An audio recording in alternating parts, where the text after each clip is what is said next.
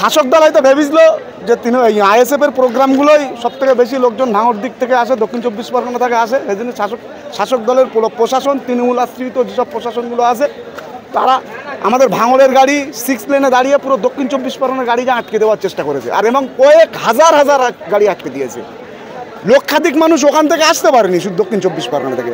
শাসক দল হয়তো ভেবেছিল যে ওখানে গাড়ি আটকে দিলে এদের প্রোগ্রাম যা শর্ট টাইম দিয়েছি, ছোটো জায়গা দিয়েছি, এর মধ্যে প্রোগ্রাম সাকসেসফুল করতে পারবে না। শাসক দল জানে না যে আইএসএফ প্রত্যেকটা পশ্চিমবাংলার বাকি জেলাগুলোই আইএসএফ আজকে প্রতিষ্ঠিত হয়েছে। একটা জেলা আটকে আইএসএফকে আটকানো যাবে না। তার প্রমাণ আজকে কলকাতার মানুষ বা পশ্চিমবাংলার মানুষ, ভারতবর্ষের মানুষ আজকে দেখতে পেয়েছে।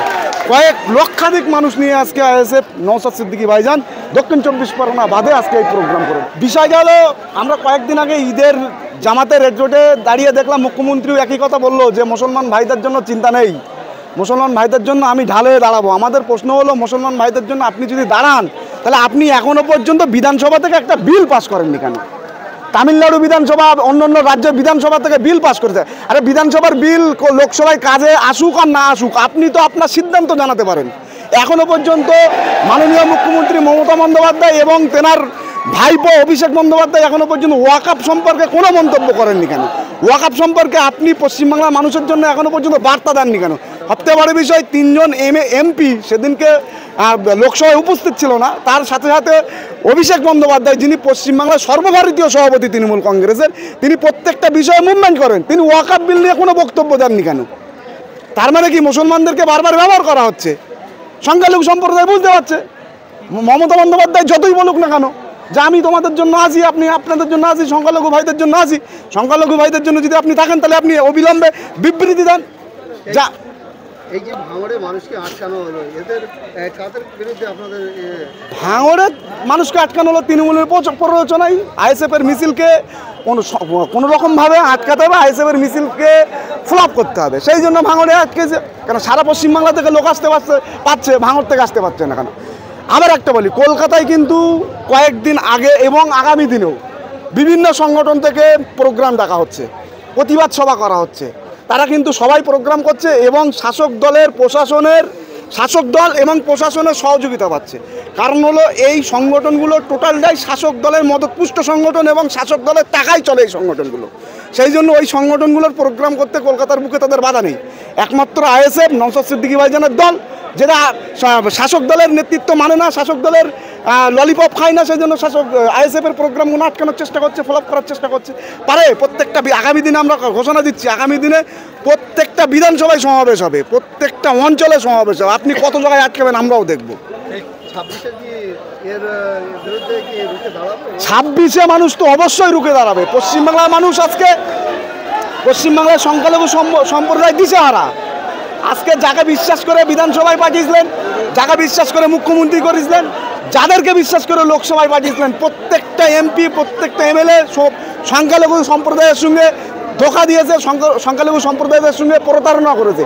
পশ্চিমবাংলার মানুষ বুঝতে পারছে এবং পশ্চিমবাংলার মানুষ শুধু সংখ্যালঘু সম্প্রদায় না, পিছিয়ে পড়া মানুষ, হিন্দু মুসলমান মিলে আগামী 26 সালে বিজেপি এবং তৃণমূলের বিরুদ্ধে ভোট দিয়ে জবাব দেবে। আব্বাস সিদ্দিকী এর আগে বলেছিলেন যে ব্রিগেডে একটা সভা আমি করব, তার কি ইঙ্গিত আজকের বা দিল্লি যদি ডাক দেয় আপনারা কি যাবেন? আব্বাস সিদ্দিকী ভাইজান তিনি তো অল ইন ওয়ান, আমাদের বস তিনি। এই নওশাদ সিদ্দিকী ভাইজানের ডাকে যদি এই দেখেন, এটা তো ব্রিগেডেরই লোক হয়ে গেল। আজকে যে লোকটা হলো ব্রিগেডেরই লোক। যদি আব্বাস সিদ্দিকী ভাইজান ডাকে, পুরো পশ্চিমবাংলা অচল হয়ে যাবে। শাসক দলে তো বুঝতে পারছেন না। বস, আমাদের বস এখনও আছেন, রিজার্ভে আছেন। ছোটো ভাইজান লড়ছে, ছোটো ভাইজান লড়ে যখন ফেদাপ হবে, বড় ভাইজান নামবে, পশ্চিমবাংলার মানুষ দেখবে। দেখি শাসক দল কীভাবে আমাদেরকে আটকায়। সন্দেশখালী একটা তৃণমূল নেতার বক্তব্য দেখলাম, বলবেন যে দ্বিতীয় আপনারা মুর্শিদাবাদ চাইবেন না, বললে আমরা করে দেবো রাস্তা। দেখুন, পশ্চিমবাংলার পরিবেশটা, ঠান্ডা পরিবেশটা অশান্ত করার চেষ্টা করছে দুটো রাজনৈতিক দল। এক বিজেপির মদতপুষ্ট, আরএসএসের মদতপুষ্ট বিজেপি এবং আরএসএসের মদতপুষ্ট তৃণমূল কংগ্রেস। এরা দুটো দলই মিলে পশ্চিমবাংলাকে অশান্ত করার চেষ্টা করছে। এরা অশান্ত করতে পারলে 26 সালে হয় বিজেপি ক্ষমতায় আসবে, নাই তৃণমূল ক্ষমতায় আসবে। কারণ হলো তৃণমূল বলবে যে আমাকে ভোট না দিলে বিজেপি চলে আসবে, সংখ্যালঘু ভোট আবার নেওয়ার চেষ্টা করবে। বিজেপি বলবে সমস্ত হিন্দুরা এক হও।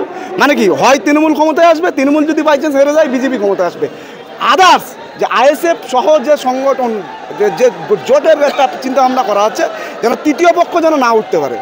এই বাইনারি পুরো আরএসএস দ্বারা দুটো দলই পরিচালিত হচ্ছে, কোনোরকমভাবে এই দুটো দলের বাইরে যেন রাজ্য না যায়।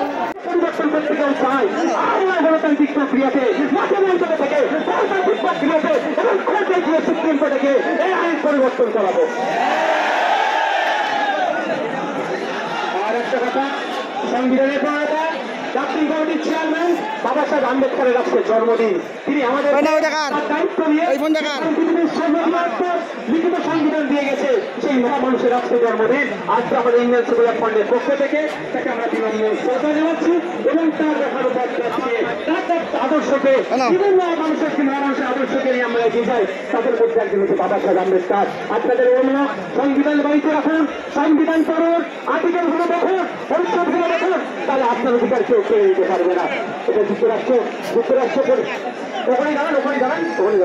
যুক্তরাষ্ট্র পরিকাঠামোতে আঘাত দিচ্ছে, শুধুমাত্র মুসলিমদের অধিকার নয়, সংবিধানের উপর আঘাত দিচ্ছে, যুক্তরাষ্ট্র পরিকাঠামোর উপর আঘাত দিচ্ছে। এটা আমরা কোনোদিন মেনে নেব না। তাই আমাদের লক্ষ্য হবে সংবিধানকে বাঁচানোর জন্য, যুক্তরাষ্ট্রকে বাঁচানো, যুক্তরাষ্ট্র পরিকাঠামোকে বাঁচানোর জন্য আমাদের লড়াই একসাথে লড়তে হবে। আমি একটা কথা বলে শেষ করে দেবো, একটা কথা বলে শেষ করে। আমার পাশে কি আছে বলুন? বিশ্বজিৎ মাইতি। আমার কাছে কি আছে? লক্ষ্মীকান্ত হাসদা। আমার কাছে কি আছে? সাবির বাবু আছে। আমার কাছে বিয়ারুল আছে। আমার কাছে কুতুব ভাই আছে। আমাদের নাসির সাহেব, শাহাবুদ্দিন সিরাজি, আরো যারা আছে, তারপর অনির্বাণ দা আছে, আরো নেতৃত্বরা আছে। তাপস যারা সকলে কোথায় ভিড় বাসতে অনেকে উঠতে পারেনি, কেন এর একসাথে আছে? যেটা মুসলমানদের সমস্যা হতে একসাথে থাকতো, সমস্যাটা দেশের, সমস্যাটা সংবিধানকে আঘাত দিচ্ছে, তার জন্য একসাথে আছে। আপনারা এখানে আমাদের কর্মী সমর্থক ভিন্ন সম্প্রদায়ের আছে। মমতা ব্যানার্জি ওর জন্যই তো ভয়, শুভেন্দু বাবু ওই জন্যই চাইছে এটাকে মুসলিমদের ইস্যু করে দিতে, আর আইএসএফ বলছে ভুল ইস্যু তৈরি করলে হয় তোমাকে আমরা বাইনারি আমরা খেলতে দেবো না। মুসলমানের শুধু ইস্যু নয়, এটা নাগরিক ইস্যু। আগামী দিনে দেবত্ব সম্পত্তি গুলো দেওয়া খাবে, আগামী দিনে না শিখ ভাইদের গুরুদুয়ারা যে সম্পত্তি আছে লুটে নিতে পারে, আগামী দিনে চার্চের সম্পত্তিরা লুটে নিতে পারে। আমাদেরকে ঐক্যবদ্ধ হতে হবে, লুটে নিতে পারে। তাই বলবো আপনাদেরকে, আমাদেরকে সতর্ক থাকতে হবে, কারো প্রয়োজনে পা দেবেন না। মনে আজকের মিছিল এখানে আমাদের বাবা সাহেব আম্বেদকরের মূর্তিতে যাওয়ার কথা ছিল, কিন্তু সবই তো বুঝতে পারছেন সব হয়ে কামড়াচ্ছে, রোজা হয়ে থাকছে। বলছে মহাকাশকে আটকাবো, কিন্তু এখানে আমাদেরকে আটকে দিচ্ছে না। সবার শেষে ভাই একটা অস্ত্র আমাদের কাছে রাখতে হবে, অস্ত্রটা